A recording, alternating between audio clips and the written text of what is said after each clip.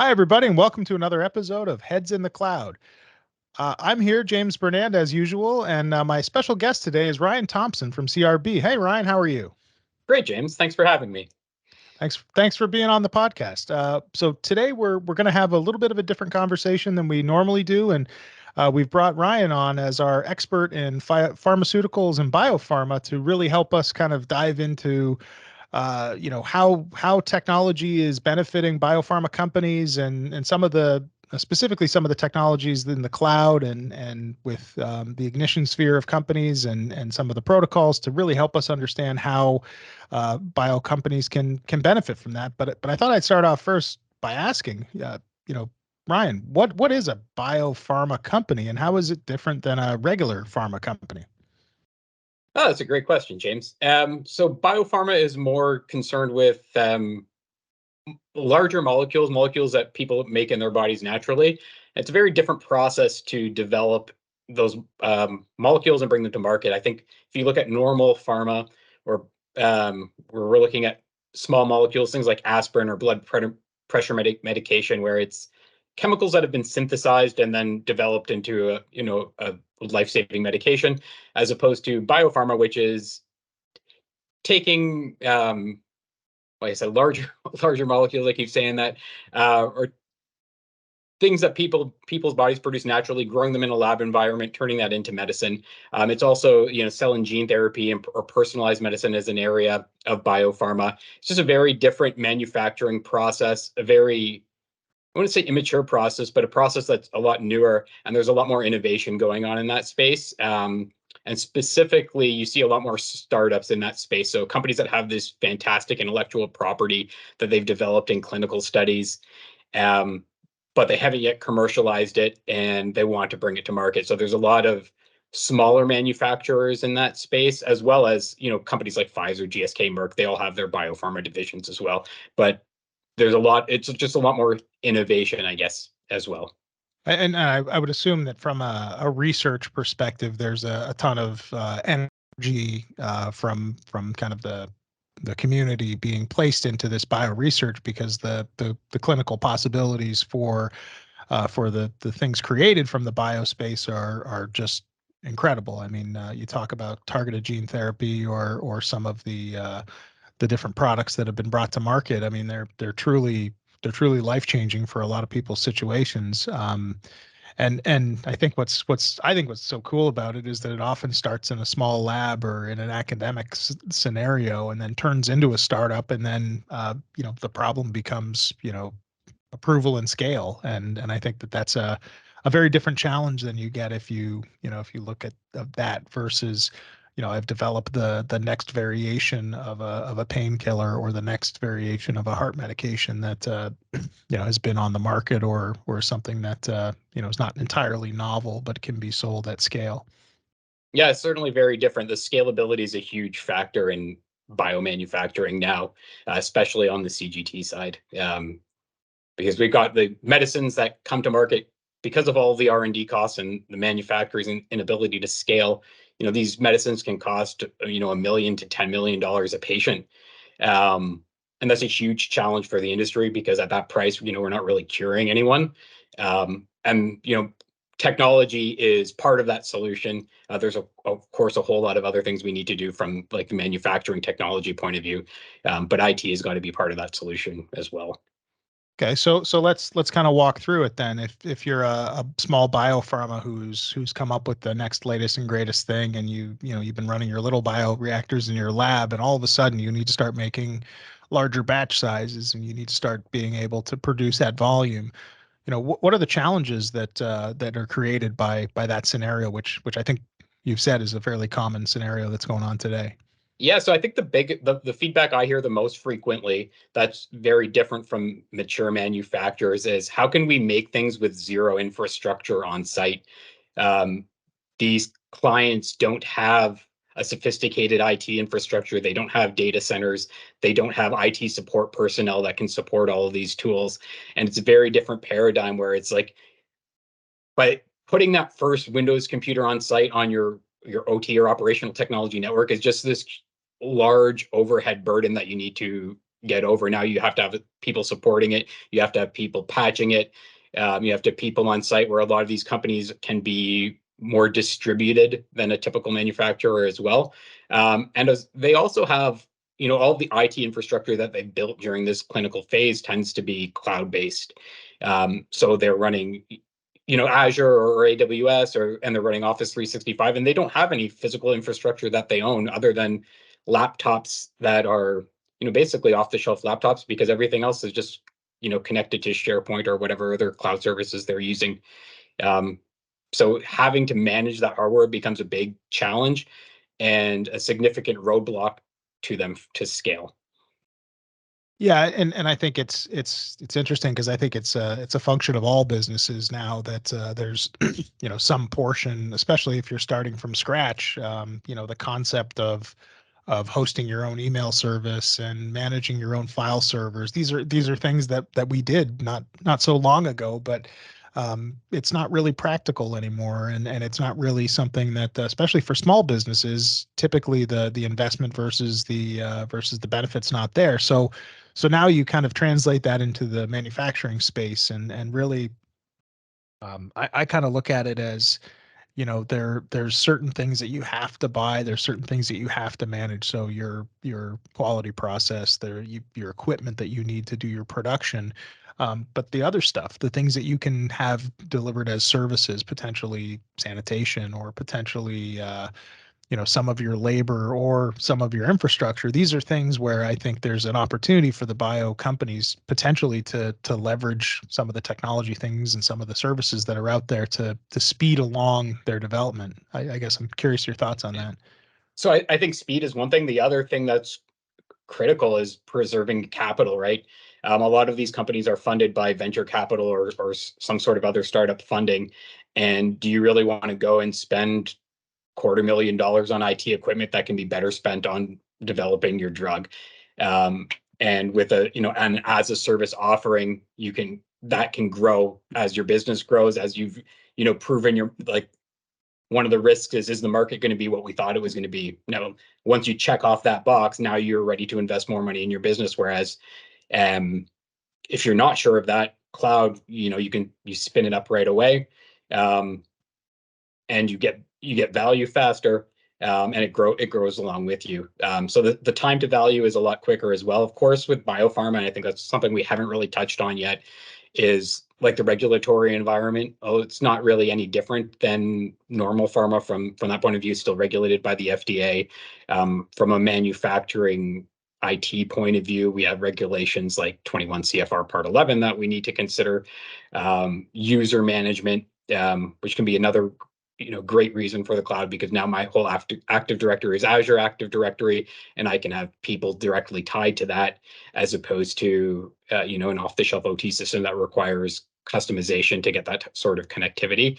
But I think it's important to look for partners and services that know what those regulations are, know how to operate in a regulatory environment, because it's different than automotive or other industries where you can just turn it on. You don't have to. Yes, you are, on one hand, you're concerned about data integrity and making sure your system is robust and all of that. Of course, every business is concerned about that.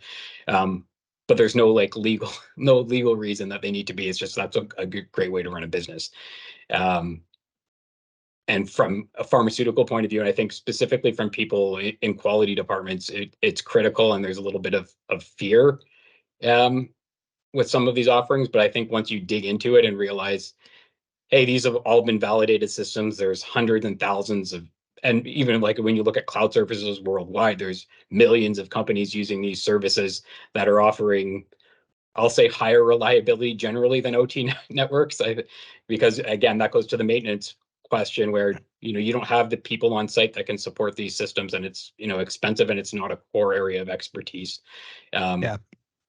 Yeah. So, and just on that thread, one of the cool parts about, I'll call it the big three cloud providers, is if you do go in and look through the different certifications, it's often done by region, but you can see, every named certification, ISO 27001 and SOC and HIPAA, and I mean there are kind of certifications that they've achieved for every one of those scenarios. One of the issues I think you potentially face though is that the cloud is still someone else's computer. It's still not physically in your building. And I think one of the things we've seen as being an uptick specifically for OT has been hybrid cloud. So having devices that are provided as a service, that are deployed on site, that are operated and managed from the cloud consoles. Those kind of technology pieces allow for you to, have managed deployed cloud resources on your building inside of your four walls, connected locally to your systems. But it's still being managed as a service. It's still being handled as expense dollars rather than capital investment, and it's something that from a functionality perspective still has the same level of security and same level of usability that you have with the in-cloud applications. That's a great point. I think you get all the advantages of running locally with the all other advantages of having the managed service and not having to worry about that yourself. There's some space considerations there. So some of these buildings where we don't even have a server room because that's how the building was designed. And I mean, maybe it's an extra impetus to keep hardware offsite. Yeah. And maybe that's kind of a play for edge. I guess in the industrial space right now, there's a lot of conversation about unified namespace and the concept of data models and information being transferred and standardized across the different applications, both from an OT and an IT perspective that will use it. Is this something you've seen kind of become prevalent in bio yet, or is this still something relatively new for that space?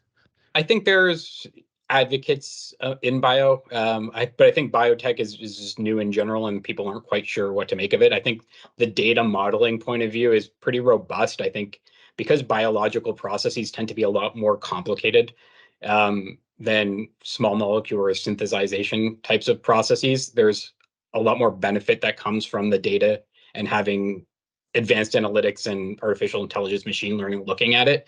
So there's been a lot more work by data scientists that are trying to, improve bioreactor performance, how to get more from the same types of reactions, how to grow cells faster. So there's a lot like from a data science point of view, there's a lot more intensive research that goes on there than there isn't on the other side of the business.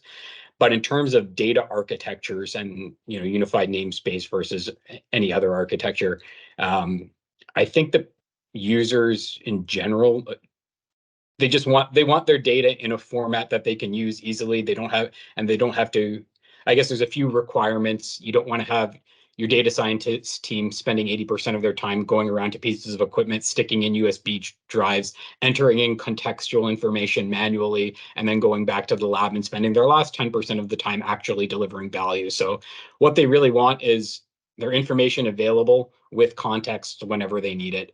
And the architecture piece from a client side, they don't really get into it so often, have requirements. There are certainly advocates in there that say, unified namespace versus this. The unified namespace to me is a great concept. All of your information is organized in an ISA 95 model. All of your time series and metadata have a spot, and it's a really great architecture to keep your information organized. And that's just meeting the client's needs. But clients aren't necessarily asking for a specific architecture.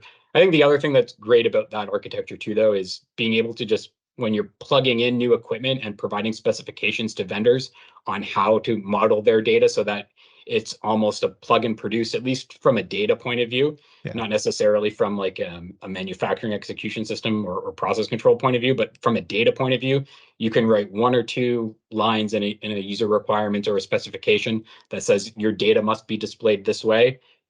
You plug the equipment in and it's all available. And then all of your reports, because you've created this self-aware ecosystem in a unified namespace, everything kind of updates when you plug the equipment in. And so it's pretty powerful that way. I think you hit on something important there. Is this isn't something that that folks that the source of their business is building products. They're not really focused on exactly how the namespace is going to work. They may have a couple of people inside of their company that have become students of that or are interested in that, but ultimately, if we as the community of vendors and service providers can help people understand how it makes analytics easier, how it enables your systems to be able to take advantage of things like AI for optimization and for reporting and visualization. That's the value of it, right? The value of it isn't just collecting data. The value of it is making it easy to actually make decisions and to use more advanced techniques to analyze the data that is being produced in a faster way. I think it's, the unified namespace concept creates value because of the nature of how it's organized and what it provides. But by itself, it doesn't really do anything unless you're actually planning to use the information that it's producing. So Yeah, absolutely. It absolutely makes everything easier. Especially once you if you set up your architecture so that you plug in a new piece of equipment, everything comes in contextualized and goes into your data lake. Now your data scientists team can just work with that data in raw or not raw form, but exactly as it is. They don't need to go in and I was running this batch from 1 a.m. to 3 a.m. and then this batch from another. All the context is there. It makes it easy for them to do their jobs and provide value instead of chasing people. But that's when I said making sure you've got requirements set up for the pieces of equipment you're buying, that's critical. yeah, A lot of times, especially on a smaller and lab scale equipment, you're buying whatever is out there in the market, and it doesn't necessarily support this architecture. You see some pieces of equipment that are you can buy today that run OPC-DA, which is a very unsecure protocol. Doesn't You can't patch systems now if to current patching to keep connectivity to your OPC-DA system. So now you're making a decision: do I want my data or do I want my computer secure? And of course, there's other mitigation strategies. Like you can have one unsecure node there, as long as you've got your firewall set appropriately. But it's the vendors who make this equipment, they don't necessarily care about the data either. They're trying to make, here's my lab piece of equipment that does this, and the data is a secondary function, as opposed to the data enabling your business to scale. Because that's another thing with biotech is we need, I mentioned at the start of this that we need costs to come down, and part of that is going to be through continuous improvement from these AI or advanced analytics activities. That computers are a lot better at figuring out efficiencies in these types of processes than humans are, and humans need them as a tool. And if we don't have the data that supports that, we're not going to be able to make the gains in productivity that we need to get costs down. yeah. Well, it's funny that there's actually a couple of vendors that I know I've had conversations with that are thinking this. And if you think about kind of the extension of the business model, so hey, I sell lab equipment or even production scale equipment that comes with more common tools for running it, that comes with a back end that I can pipe data from that equipment into some sort of centralized repository where I can then analyze and provide feedback for my customers on that, to help them with things like optimization of the process, to help them with things like predictive maintenance, to help them with things like, uh, potential upgrade packages or capability packages that they could be providing. This is like, the holy grail for OEMs. My one data point is a couple of years ago, it was 2 years ago. Yeah, 2 years ago, I was at Interfex and I walked around to, I think, 80 different booths and it wasn't just bio. There was standard pharma stuff there too. I asked every single vendor, what do you offer from a remote capability? What sort of remote monitoring management, predictive stuff are you doing for your customers? And it was like high 90% of them said nothing. Yeah, our customers don't want it. They're not interested in it. And it absolutely blew my mind because I kind of look at that and I go, it seems to me like you as the machine vendor, you as the OEMs are going to be the ones that are the most knowledgeable about how to optimize and how to get the most out of these assets. And you're missing this entire opportunity that's sitting in front of you. So I completely agree with that, and I think there's OEMs of some pieces of equipment that this is going to make sense for, where they don't consider it proprietary, right? So if you look at packaging equipment or mixing equipment, something like that, where it's, you could offer asset intelligence as a service if you wanted to do that. And I think where they get the real benefit of, any particular customer might have 5 or 10 pieces of this equipment that's the same, right? Whereas the OEM has made thousands, and that's really where you see the advantages of AI, where they have these huge data sets and they can say, hey, customer A runs their equipment this way, customer B runs it this way. Why is B better than A? And they can provide that sort of like I said, asset intelligence. You should make these changes to your system because this is how best in class customers do this.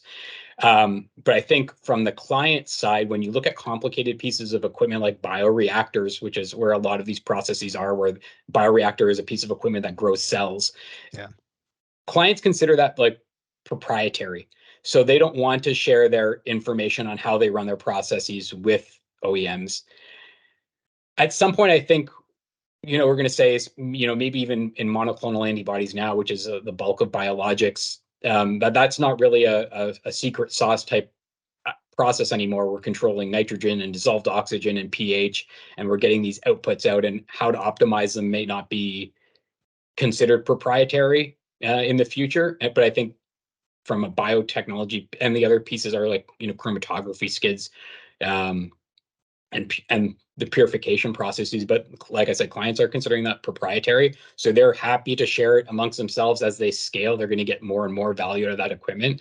But I don't think they're willing right now to share that with OEMs on how to, unless it would be like a strategic partnership with an OEM where that data doesn't get agnosticized and combined with other data. It would be, hey, we're company A, you're our strategic partner for bioreactors. You know more about them than we do. Let's figure out how to work together. But I think, when you look at predictive maintenance and the use cases for predicting when a motor is going to fail, predicting when a heat exchanger is going to fail, those are so well defined. You have hundreds of millions and billions of data points, and nobody considers, motor vibration proprietary. So that's why the use cases are a lot better and the AI predictions are a lot more accurate. Yeah. Cool. So, are there any trends or technologies that you see out there right now that you think are more hype than substance right now? Anything that you see that, you hear a lot about, but it doesn't actually seem to be providing the value or the promise? Yeah, so that's a tricky question. I think Industry 4.0 has a lot of buzzwords in it in general, and I think it's about finding the right technology for the right solution, as opposed to a technology that's out there looking for a problem to solve that's not really adding any value. So there's a lot to work through in the space, and a lot of buzzwords, and they all have use cases. Like, I mean, I'm sure even like as a cloud provider, you must hear, oh, the cloud is going to solve all of our problems. It does. Or It does, Ryan. I Don't you know? I hear a lot. Well, we're just going to add robots. Well, that's like, I think we as a community have a lot of education to do on the benefits of some of these technologies. I think there's two buzzwords out there right now that get to me. One is Industry 5.0, which We haven't I don't finished think 4. How can we we haven't do finished 5? 4 yet. We certainly haven't got order of magnitude types of improvements in productivity that we're supposed to get from an industrial revolution. We're also only into this for maybe 20 years as opposed to 50 or something. And when was the start? And the European Union has their Industry 5.0, which is about basically making Industry 4.0 more human centric. So that I can kind of get behind, but then it's not really a revolution. I wouldn't compare, the modification of humanization to the impact of electrification or mechanization or automation, which are 1, 2, and 3. Whereas mechanization was 1 and electrification was number 2. But yeah, I don't think the promise of digitalization and kind of this fourth revolution has been true yet. So yeah, I agree with you. I Industry mean, 5 is. we still have it. I mean, I would say the vast majority of manufacturers are Industry 3 still, right? Or 3.5. We're not through this yet. And there's been especially the last quarter, or last 6 months, AI has made a lot of progress, specifically, in the popular culture sphere with ChatGPT. So and I think it's unlocked people's like vision to what AI can do and how it can help us do our jobs, but we're still very immature yet. And AI was always part of Industry 4.0 anyway, so I'm not quite sure where Industry 5.0 comes from. The other one that kind of requires a lot of clarification, I think, is industrial metaverse. I think we saw what Meta did with the metaverse recently, and manufacturers make like actual things that people can touch and eat and take to improve their lives. There's certainly benefit in like some sort of digital twin environment, but I think when people look at like, how much work is required to build a super high fidelity model that will work in a metaverse or a completely like virtual factory, the amount of money and time that's spent on that, I don't necessarily think delivers the right value. At the same time, there's certainly value in creating simulations and digital twins to the right level of resolution that will deliver business results. But Yeah. Industrial metaverse, I think, has got lumped in with the metaverse in general. And, I don't see people walking around in virtual factories all the time. But there's training applications, there's, product change applications, that being able to be more agile and flexible. And so figuring out what that right fidelity is, there's value there. But, I don't necessarily know that we need a whole virtual factory. I only felt it fair that I answer the same question. My answer was going to be digital twins. The promise of a digital twin, the concept of a digital twin, I think is tremendous. But to your point, the investment versus return on them, I just haven't seen anyone make that formula work yet. I've actually only ever seen one true fully implemented digital twin, and it's a big vendor we all know, and it's one of their factories, and they sell this software as well. And they had everything from raw material input to simulated machine outputs to MES systems that were on both. They could do labor. They had literally everything tied together, and I mean it was fantastic. They could go and make a product change, like a material change for one of their products, or change their labor schedules, or do things, and then actually see what would happen, and then move that over and move code changes, move schedule changes, and everything across to their actual factory and go.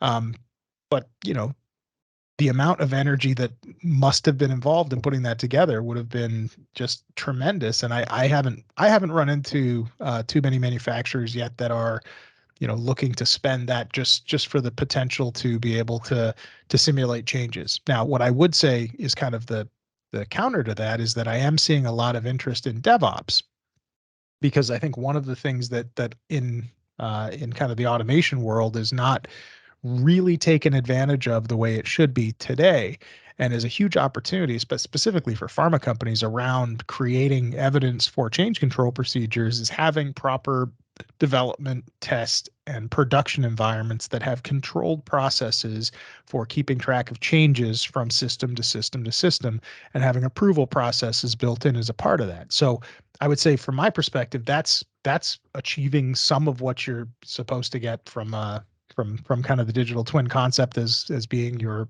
kind of your true twin of your environment. But I haven't really seen it be a practical reality yet. And send a message if you're hearing this and you're like, no, you're wrong. There's great examples of digital twins out there, because I would love to see them. I haven't seen them. That's my answer.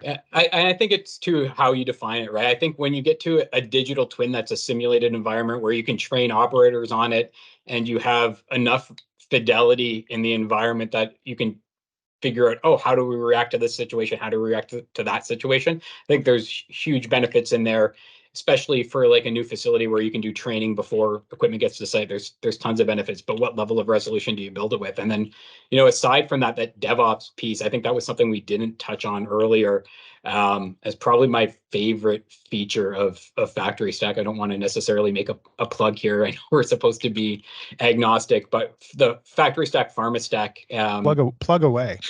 the first time I saw change control with Ignition automatically done through Git that we can just print out and give to clients as part of their change control process, was game changing. We used to, obviously in past life there, if we were to make a change to a system, it would be documenting this change. You're writing a change letter. So you're spending a ton of time assembling a list of changes. And to be honest, like, we're people, we make mistakes, we leave out little things. but that Git with change control and just printing out, here's exactly what changed and why, and you have like the approval workflows that go along with that. And then, like you said, with DevOps, being able to test that in a development QA environment before you shift to production is a huge benefit as well. Um, and like, and just like being able to do your SAT or validation testing in the quality environment instead of the production environment. And then when you move to production, you can do a lesser testing, leveraging what you had done before. Like it's a huge paradigm shift and an amazing benefit. I think it's the kind of tip of the iceberg, because I think, if you look at, I see there being a lot of technical debt in a lot of traditional automation companies, in code bases and software and install base, how things are written. I mean, look at OPCDA as a great example. It's decom, well, which I think I did a project in college about, um, which You're which was not a that long old though. which was a long time. No, well, anyway. Um, but as more investment is going on from the small players, the big players, and everyone is starting to align to more IT centric technologies and standards, and allowing for people to take advantage of consistent tools for managing, you know, sources, managing changes, managing operations. I mean, I think you create an environment that's much easier to manage. And then, one of the technologies that I know we're really hot on and excited about is Docker, because it allows for us to minimize the operating systems that the systems run on. So from a security perspective, you're not installing a full version of Windows with file and printer sharing, with all the different services that are exposed on it. It's literally the smallest possible operating system you can have to run the application that it's running. So you make it easier to manage, and you make it more secure, and you make it easier to scale. Like there's just so many benefits to these IT centric technologies. And as more and more of the bigger automation vendors, kind of claw through their technical debt, I think you're going to see this become a really important part of how technology is applied inside of manufacturing. And I think it's going to be transformative. Maybe Industry 6.0. I think one of the things I like to talk to clients about when you talk about these, using IT tools to solve OT problems, that's a common thread that I like to bring up. When you look at like the user base for IT systems, we have hundreds of millions of users worldwide, sophisticated departments that are managing these installs, versus the OT landscapes where we're in the tens of or hundreds of thousands of users worldwide. So you're talking about like 2 or 3 orders of magnitude difference in user base, and then the reliability and like problems that have been solved already, versus, oh, how do I do this random thing with this random piece of software? Um, that scale is going to deliver tremendous benefits. And I think just, as a former integrator, the idea of being able to solve a problem using an IT help desk ticket where we have infrastructure for it, as opposed to waking up at 2 in the morning because a client has called and something's not working and I have to drive to a factory and do something. I think like that the IT infrastructure in solving problems is incredible. And I think clients are going to see a huge benefit once they're able to leverage that more and more. Yeah, I think the winners too, and kind of how this all plays out, are going to be the people that embrace these technologies and embrace openness. I know that's something that not every vendor in the space has kind of got that as part of their strategy, but I think it's the thing that's going to make all the interoperability work the best, is to be able to, allow for the architectures to be flexible to meet the needs of what the customers are going to want to use them for based on their business model.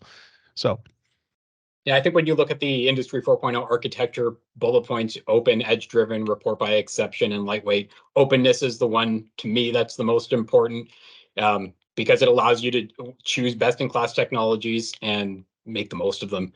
The other ones are certainly important, but can be solved with extra computing power and money. And um, yeah, and I think there's some, there's some trends in the industry around building kind of closed off ecosystems of all the tools you'll ever need, which I think is, kind of counter to what you just said in terms of kind of how Industry 4.0 should work. So we'll see kind of, the people writing the checks will make the choices in the next several years, and we'll see how it all plays out. But it'll be exciting times for sure. Yeah, absolutely. I think in general, a rising tide lifts all ships. That's my perspective. I hope that's the one that wins. Yep, me too. Well, hey, I appreciate you joining me today, Ryan. If there's any closing thoughts you had, I'm happy to hear them, and we'll maybe end it here. I think this was a great conversation. I appreciate it. Like I said, I'm a big fan of factory stack, pharma stack platform, especially from a change control point of view. And yeah, Awesome, awesome. Well, thank you very much for joining me, and we will catch you guys next time on Heads in the Clouds. all Good right. night. Take care.